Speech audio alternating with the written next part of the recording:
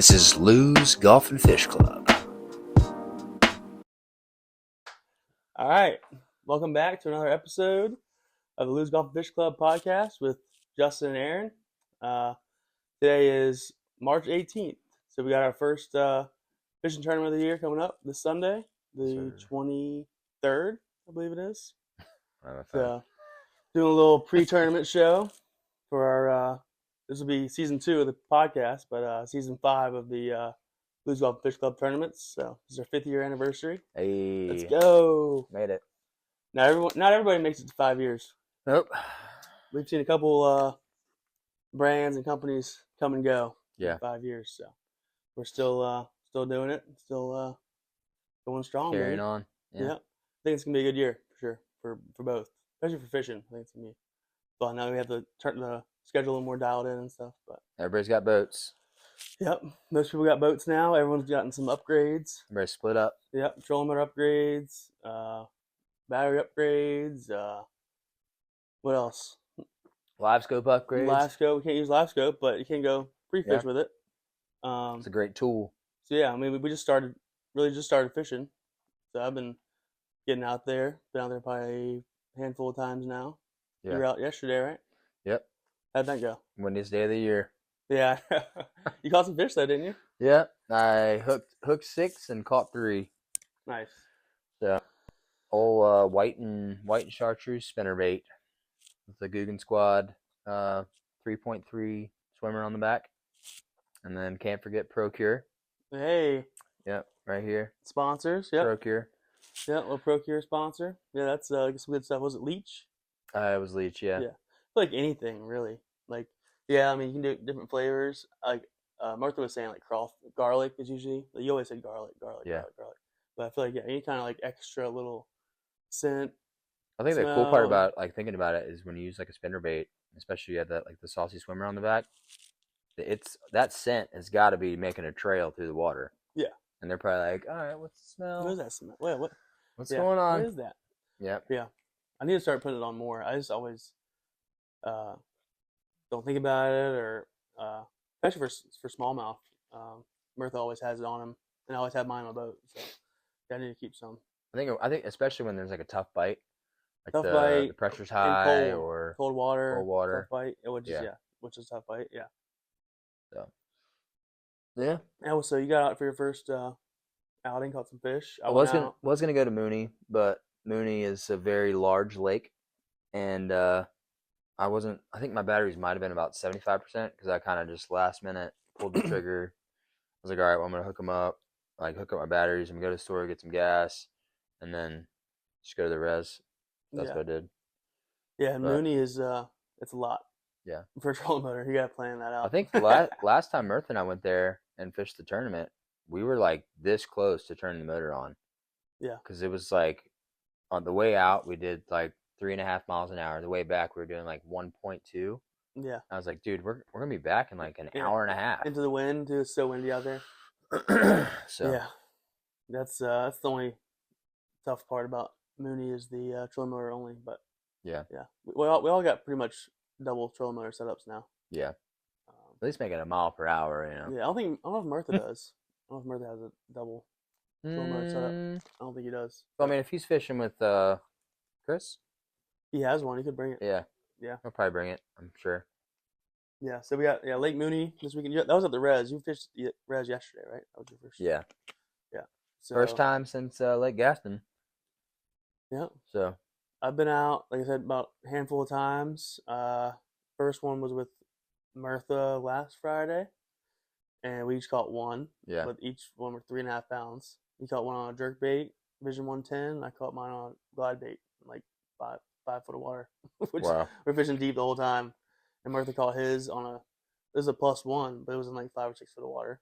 And then mine was on, it might even be more shallow than that, but yeah, some shallow fish. And then I went to the res bull run last weekend and caught like 4 dinks, basically the same size you were saying, like pound and a half. Yeah.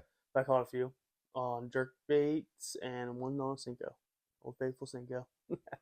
I was throwing spinnerbait though, that whatever it's called, the thumper. Yeah. The trickster, whatever it's called. Yeah, I mean, I had I probably had. I mean, just from because I actually got to see the face of the one that I missed on the fluke. He was probably like 2.5, 3 pounds, easy. Nice. And he came up and like shook his head a couple times and spit it. And I was like, no. Oh. You had the fluke Yeah, hit the today? fluke. Yeah, Oh, the spinnerbait. The yeah. fluke. Wow. And then yeah, I caught one more on the fluke, and the other two came on the spinnerbait, and then I missed the bigger one. Like I said, it felt like a snakehead bite because of how aggressive it was, but it could have been a 6 pound largie. I don't know. Yeah. Dude, one of the ones that um that I missed, I guess, that first fish Yeah. I caught a 3.5, but right before that, like, I was working down this line, and Murtha said something about the depth. He said, getting shallow over here or something. And I like looked over at the depth finder and then felt it T-bone. I was like, ooh, and looked down, and both saw a huge black blob just, woof, and just go down. Jesus. I was like, dude, that was a big fish. I don't know how big that was, but it looked big. So then I cast over there again, did it again, and I saw, like, right before I pulled it up, a little like flash behind it. I was like, ooh, they're on this thing. So like, third cast, so it might have been that fish. Yeah. You know, it might have just been on it, but boom, boom, boom, and then I couldn't see it. It was too deep to see, and wham, T-bone. It's a fun bite too, man. They crushed that. Oh, That I'm sure. glide bait, man. Like, oh shit, on that big rod I got too, the 7.9 or whatever. Nice. I think they said that like typically the way bass hit minnows is from the head. They're never really Yes. chasing. Yeah. And then so I would imagine a big glide bait. I mean, they're not necessarily hitting it on the head. They're probably just trying to stun it. Yeah. Well, what I was saying too, and it happened again later, after I caught mine, same area. I was working at a different angle and looked up a different way again and missed same thing. T-boned it and like didn't hook it. But I feel like anytime you like look away or stop, because when you're watching, like when you keep trying to like work it, and then as soon as you like look this way or whatever, it just stops, and just that's when they like boom. So I need to keep that in mind. Like every once in a while, just stop it completely and just let It's it. actually funny you say that because the big one that I missed, like the wind was going all crazy back, like the wind was coming from my back and it was coming forward, and I was like constantly like trying to fix a trolling motor, and I like paused it for a second, like trying to figure out where I Yep. was, and it was like boom, and I was like, oh whoa, Yeah. and try to set the hook and miss, and I was like, It's honestly like, yeah, when you're trying too hard, honestly. yeah, That's why the fish whistle is a thing, because it kind of like relaxes you. Like, yeah, get the fish whistle, and you're like all of a sudden you're not really paying attention as much. And like, oh shit, there's one. Instead of yeah. being like sitting there like, oh, they're not biting, and like same with the glide too. You're like watching it. As soon as you're like they crush it. Yeah. It's like they're just sitting there like, all right, he's not paying attention, Larry, hit it, Yeah. hit it. Yeah. But yeah, Crazy. so we've been out there a couple times. Like I said, I went with Mirtha, and I caught another one on Glide, with Jimbo. Yeah, And then I went again. This is all Lake Manassas area. I got skunked it's crazy. from the boat, which doesn't happen very often. It's not the first time, but I was surprised. I've had it happen twice out there. Yeah. I haven't caught anything from the bank. I've done a couple bank spots, here and there, and nothing. That bank fishing gets boring, especially there, Yeah, Lake Manassas. This because is like they've narrowed it down too, which doesn't help. it's you at that one side, basically to the pump house. Yeah, You got the court like the inflow thing from the pond, mm-hmm. whatever it's called, concrete thing. Yeah, that area, and then that down by like the pump house. And once you cast a few times, and you're not catching anything. It's like, Well, you that keep bank, casting. that bank when you go around those rocks and you go around all the way down to hole 4, Yeah. that whole bank right there is like stupid deep. Mhm. I think I went on it and it was like 17, Yeah. 25 feet deep. I'm like, Jesus. Yeah. If I got there early enough, I go. It's called the culvert. There you go. Culvert, That area, and like you go on the side, and like there's that rock, like the rock hill kind of Yeah. thing. Cast down that line. If I get there early enough, I do all those and stuff, and I can go down in the woods and go the whole bank all the way down Yeah. to the pump house. But still, it's like you're not catching anything. It sucks. You're just like, Yeah. And you can only throw certain baits because you don't It'd want be to interesting to go to the other side, go away from the pump house to that cove. Mm-hmm. It's like stupid shallow back in there, and there's like stumps everywhere and like timber. It'd be fun to go down there with like a shaky head or drop shot. Talking about, yeah, down the pump house, and it like cuts in. Not towards hole 4 point Right. the other way, Right. like you're going towards 29, Yeah, like like where towards the pump the house. rock quarry. Yeah, where the pump house is at. Yeah, Yeah. all the way down, as Oh, far as you can go. we just call it the cliff. Yeah, Yes. where me, you, and Christopher went hmm catfishing. Yeah, we We always used to called catch that. our big mud cats. Yeah, we always called that the cliff. That area, the cliff and the pump house, Hmm.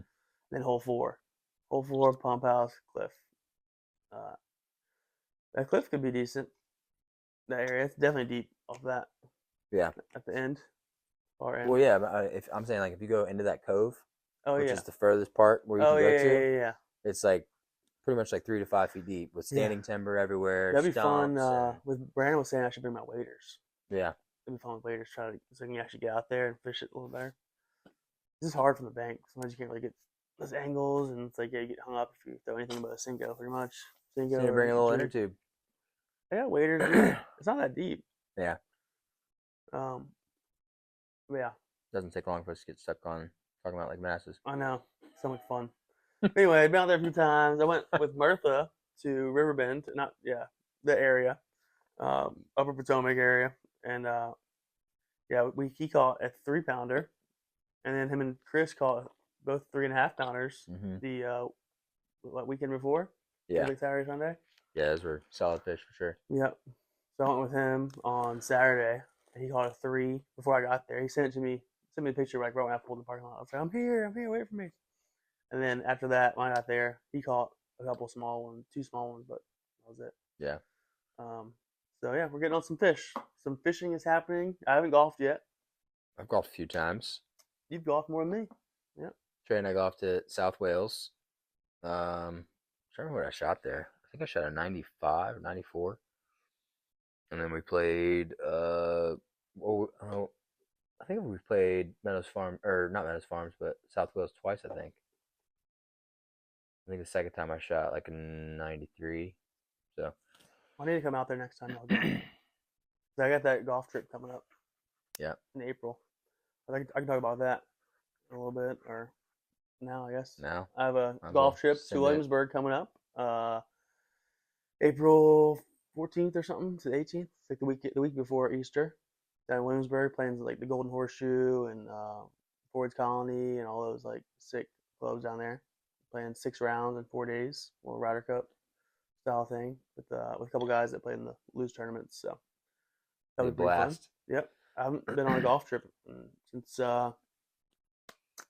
2020. Wow. Because we started this 2021.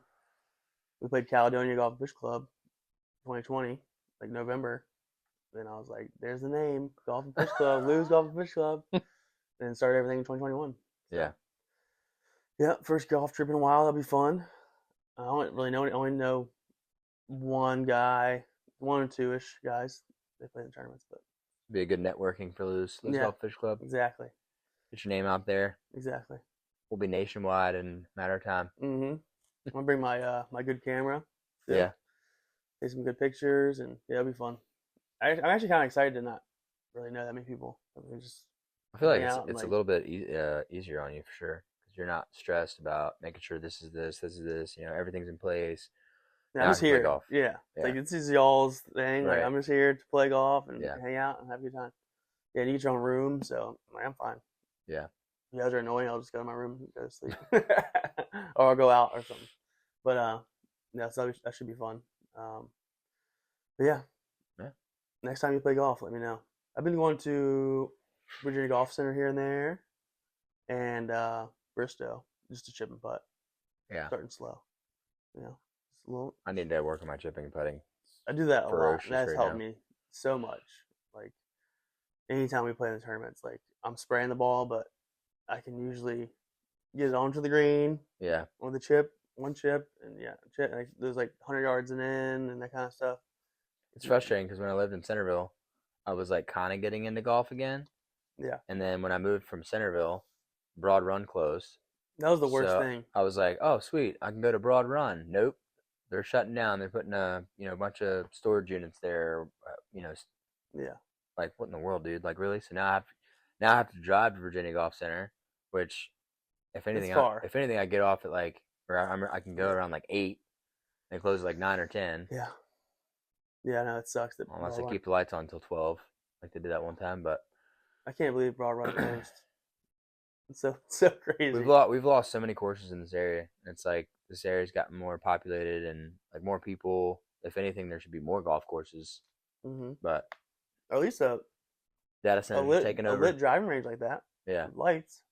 Dude, Like, I was saying if they came up with a lit golf course in this area, like a par three lit golf course, like Virginia Golf Center has the lights, but they're never on. yeah, it's just hard in the wintertime. This But I mean, area. it doesn't necessarily have to be the winter. I mean, it could be I'm like saying spring, like, summer, and fall, yeah, and then yeah, wintertime yeah, they just close it, and then they, if you want to play during the day, yeah, and then the course is in yeah. decent shape, then That's sure, true. You don't have to use the electricity in the wintertime. You yeah. just keep them off. And as much as they're, Yeah, all about solar now, they could put solar lights everywhere. honestly. Yeah, Ion It'd out be there. so easy. Yeah, for real. They'd make their money back probably within the first 2 years. Yeah. But it's above my pay grade. Well, Blues Golf Fish Club. That's Mhm. our adventure. And they have a little like a pitch and putt golf course lit Yeah. lights, like a 100 yards and then little course. Yeah. It'll be fun. How much time we got? 8 minutes. Talk Well, about the golf schedule. Just kind of. yeah, we can talk about the Since we're golf and still on fishing golf. schedules. So the first fishing tournament is this Sunday, March 23rd, and then we have our second fishing tournament. It's like I think it's the first weekend of April at the Res out of Bull Run. So we're gonna Pre-spawn, baby. boundary it, yeah, keep it in Bull Run area. And then I think the next one is May, which is at Aquia Creek in May.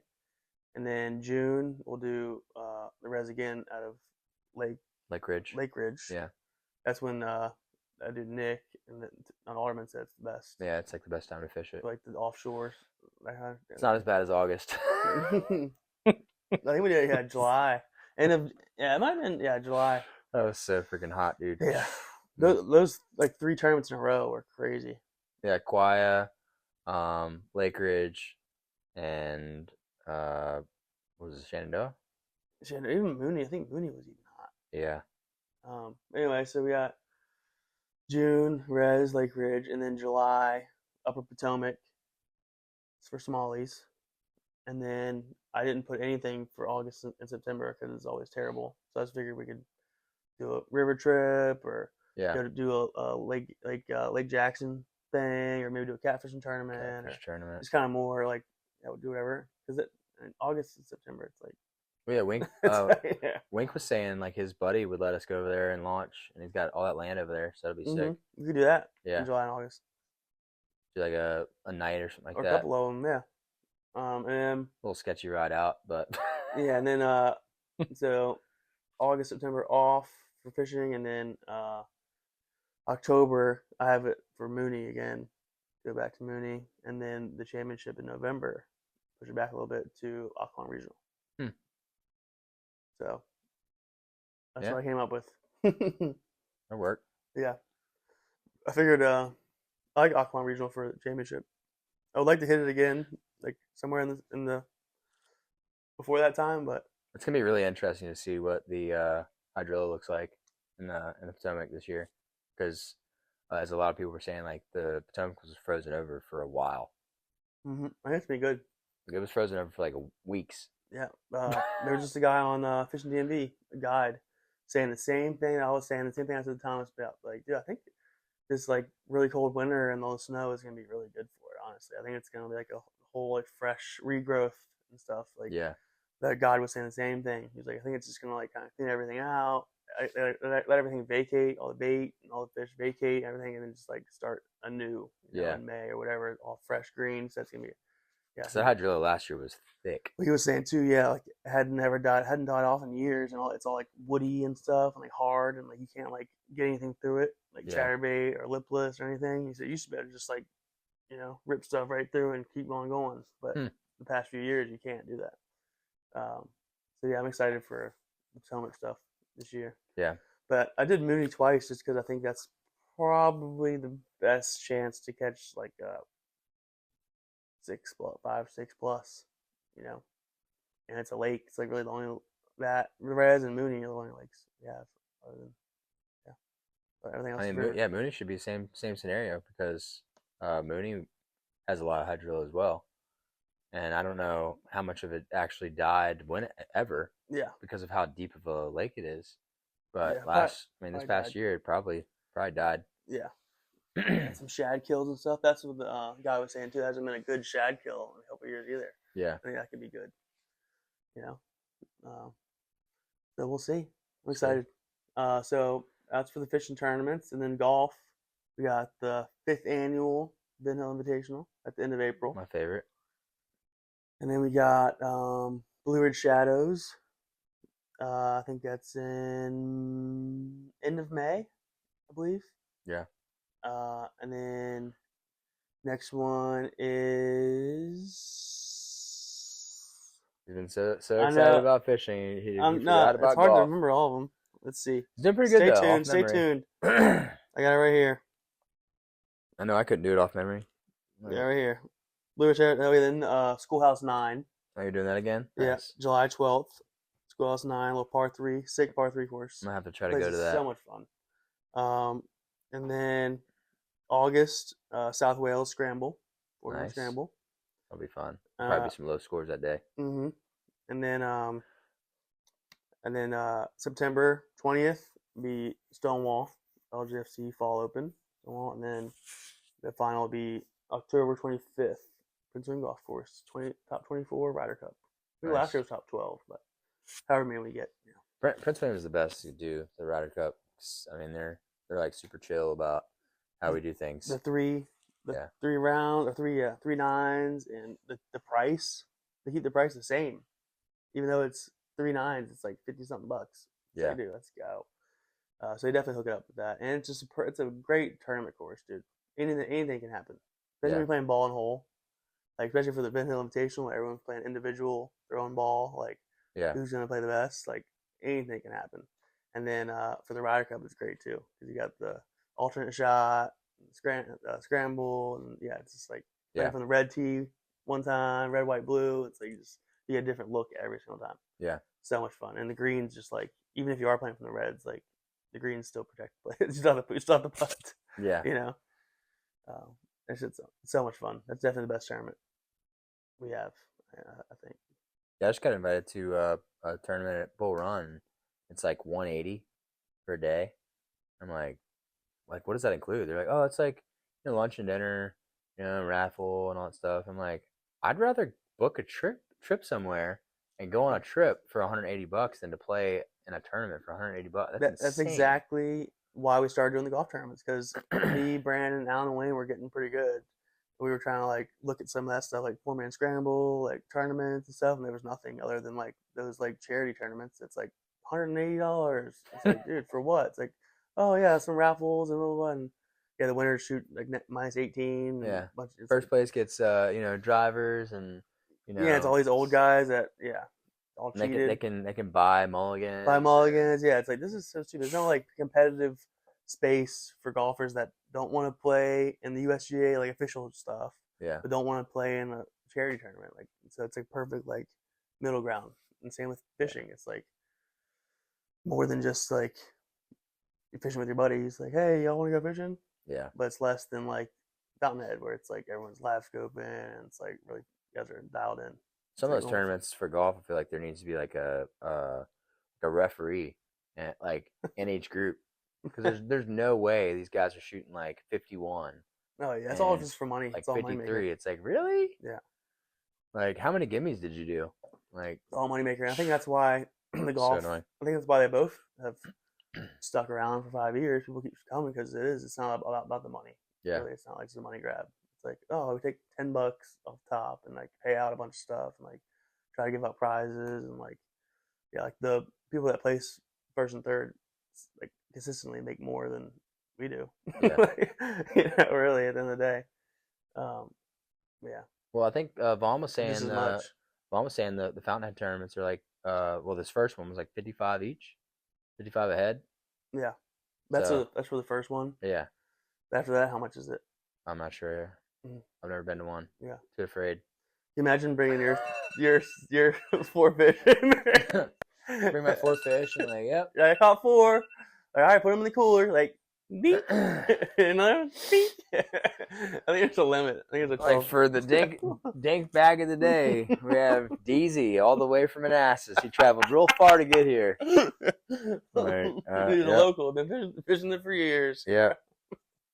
But yeah, that's what I would be afraid of, is showing up with 4 dinks. I think there's a limit. I think you can only keep like a certain size. But yeah. There's you can only keep a certain size. Like, well, it's my first half pounder of the day. Like, yay big. McCluskey's like, yep. like these guys. No, that's awesome though. That's why, yeah, our tournaments are perfect, dude. Even Murtha was saying he wants more people to get involved and more people to come, but he's also like, dude, it's just fun with our group. Yeah. It's just us. It's fun. That's kind of how it started too. It's like, well, and I think that was the reason why a lot of us were kind of upset or whatever, is because everybody's afraid of change, and we have like our kind of like brotherhood where it's like the original like 5 or 10 people that always came out. Didn't matter where we were going, didn't matter the conditions, like always showed up. Like if they're calling for heavy rain, we're like, I mean, just be safe out there, guys. yeah. do your best. If you're feeling comfortable, like come on back to the boat ramp and we'll call it. Yeah.